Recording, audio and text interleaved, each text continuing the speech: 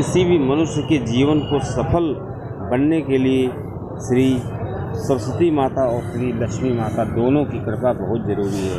अगर श्री सरस्वती माता की कृपा हुई और लक्ष्मी जी की कृपा न हुई तो व्यक्ति सफल नहीं कर सकता है।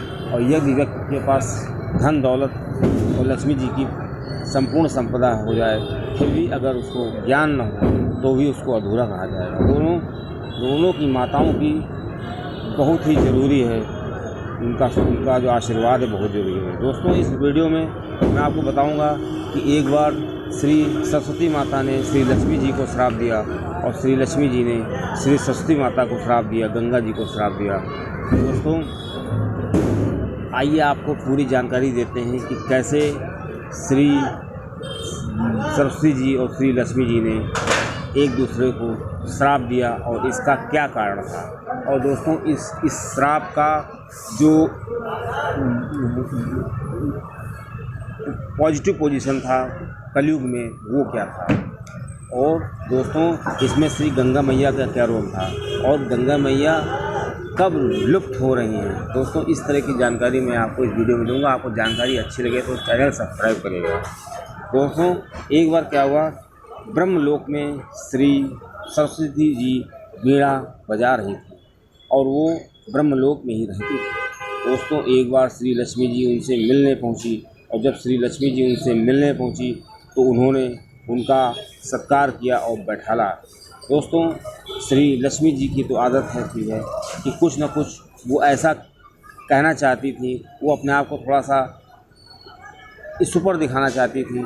तो उन्होंने श्री सरस्वती जी से कहा कि आपके पास कोई काम वाम तो है नहीं, आप बस ब्रह्मलोक में वीणा बजाती रहती हैं और मेरे पास तो इतने काम हैं, मुझे पूरी दुनिया की हालत संभालनी पड़ती है, लोगों को धन दौलत देखना पड़ता है, किसको संपदा देनी है नहीं। दोस्तों, जब ऐसा श्री सरस्वती जी ने श्री लक्ष्मी जी के मुख से सुना तो उनको बुरा लगा। अब दोस्तों, श्री सरस्वती जी की बारी थी, उन्होंने श्री लक्ष्मी जी को कह दिया कि आपको तो चंचला कहा जाता है, आप एक जगह तो स्थिर ही नहीं रह सकती हो और आप जिसके पास ज़्यादा मात्रा में आ जाओ तो उसकी तो बुद्धि ही खराब हो जाती है और वो व्यक्ति भगवान से दूर हो जाता है और आप के कारण जो है मनुष्य का दिमाग भी खराब हो जाता है। और आप अगर व्यक्ति के पास बहुत पैसा है लेकिन अगर उसके पास बुद्धि नहीं है, मेरी कृपा नहीं है तो व्यक्ति अधूरा कहा जाएगा। दोस्तों, ऐसे में श्री लक्ष्मी जी कह रही थी मैं श्रेष्ठ हूँ और श्री सरस्वती जी कह रही थी मैं श्रेष्ठ हूँ।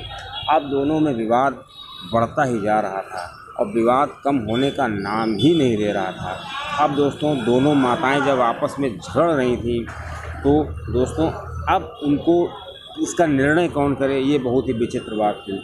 दोस्तों, दोनों माताओं ने निश्चय किया कि चलो श्री विष्णु भगवान जी के पास चलते हैं, उनके धाम में चलते हैं और वही जो निर्णय देंगे वही सही माना जाएगा। दोस्तों, जब दोनों माताएं श्री लक्ष्मी जी और श्री सरस्वती जी श्री विष्णु धाम में पहुंची तो वहां पर श्री विष्णु जी के चरणों पर गंगा माता बैठी हुई थी और उसके पैर दबा रही थी और उनकी सेवा कर रही थी। दोस्तों, ऐसे में श्री लक्ष्मी जी गई और श्री विष्णु जी के पास बैठ गई और दोस्तों पैरों के पास तो श्री गंगा जी बैठी थी लेकिन सरस्वती जी को किसी ने बैठने के लिए नहीं कहा। दोस्तों, ऐसे में श्री सरस्वती जी को बहुत बुरा लगा। श्री सरस्वती जी ने श्री गंगा मैया से और श्री लक्ष्मी जी को कहा कि आपके यहाँ यही होता है, आपके लोक में आप अपने आए हुए मेहमान का सत्कार नहीं करते हैं, उसको बैठने के लिए नहीं कहते हैं, ये तो बहुत ही गलत बात है। दोस्तों, ये चीज़ सुनी जब श्री लक्ष्मी जी ने सुनी और श्री गंगा जी ने सुनी तो उनका ये जवाब था कि मेरा स्थान, श्री लक्ष्मी जी ने कहा मेरा स्थान तो श्री विष्णु भगवान के हृदय में है, इसीलिए मैं उनके पास बैठ गई। और श्री गंगा जी ने कहा मेरा स्थान तो श्री विष्णु भगवान के चरणों में है, इसलिए मैं उनके चरणों की सेवा कर रही हूँ और आपका स्थान यहाँ नहीं है, इसलिए आपको बैठने के लिए नहीं कहा गया। दोस्तों ये चीज़ श्री लक्ष्मी जी को, सरस्वती जी को बहुत बुरी लगी। श्री सरस्वती जी ने श्री लक्ष्मी जी और श्री गंगा जी को श्राप देने का मन बनाया और दोस्तों उन्होंने श्राप दे दिया। पहले लक्ष्मी जी को श्राप दिया और लक्ष्मी जी से कहा कि आप जो हैं, आप इतना घमंड करती हैं अपने आप पे और ये मानती हैं मैं श्री हरि के हृदय में बसती हूँ। आपको अपने घमंड के कारण ही श्री हरि से दूर रहना पड़ेगा, मृत्यु लोक में रहना पड़ेगा, काफ़ी दिनों तक रहना पड़ेगा। दोस्तों यही वजह थी कि श्री सरस्वती जी, श्री लक्ष्मी जी को तुलसी जी के रूप में पृथ्वी पर आना पड़ा। और दोस्तों ये भी श्राप दिया श्री सरस्वती जी ने श्री लक्ष्मी जी को कि आपका विवाह जब आप मृत्यु लोक में होंगी तो आपका विवाह एक राक्षस से होगा। दोस्तों इसी क्रम में श्री तुलसी जी का विवाह भी हुआ और श्री तुलसी जी मनुष्य की सेवा करने के लिए धरती पर आईं।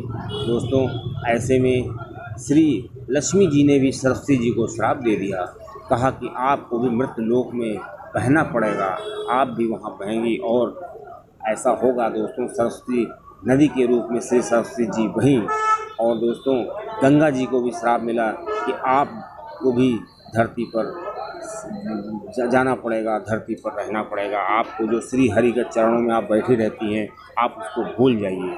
दोस्तों ऐसे में क्या हुआ, श्री सरस्वती जी और श्री लक्ष्मी जी और श्री गंगा जी तीनों को श्राप मिल गया।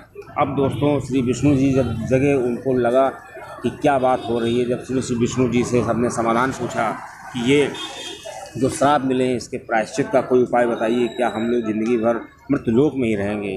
दोस्तों श्री विष्णु जी ने कहा सरस्वती जी से कि आप 10,000 सालों तक ऐसा करेंगी और 10,000 सालों के बाद आप अपने लोक में पुनः वापस आएंगी।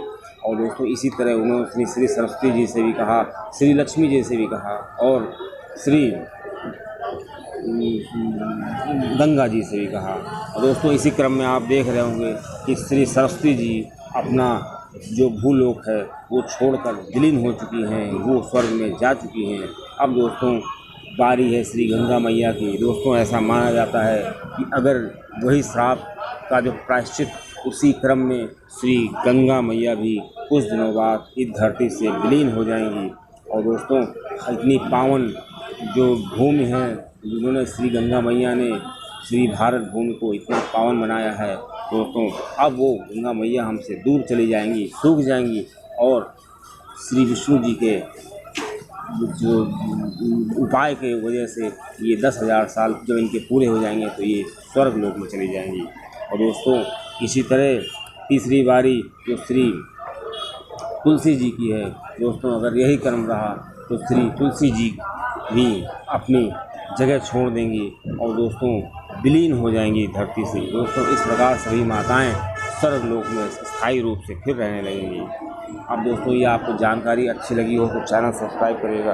अब दोस्तों मैं आपको बताता हूँ श्री लक्ष्मी जी की कृपा या श्री सरस्वती जी की कृपा कैसे प्राप्त करें। दोस्तों श्री लक्ष्मी जी की कृपा प्राप्त करने के लिए आप शुक्रवार को सुबह नहा धो करके सफ़ेद वस्त्र पहन करके और दोस्तों फूल, चंदन, धूप आदि देकर पूजा करें और लाल मिठाई, लाल चंदन इस तरह की चीज़ें साथ में रखें। और दोस्तों आपको जाप करना है और श्री सरस्वती जी का जाप भी कर सकते हैं, नहीं तो उनकी पूजा कर सकते हैं सुबह नहा धो करके। और जिसमें आपको माला रखनी है तो द्राक्ष की माला का प्रयोग नहीं करना है, तुलसी की माला का प्रयोग नहीं करना है, इसके लिए आपको स्फटिक की माला का प्रयोग करना है।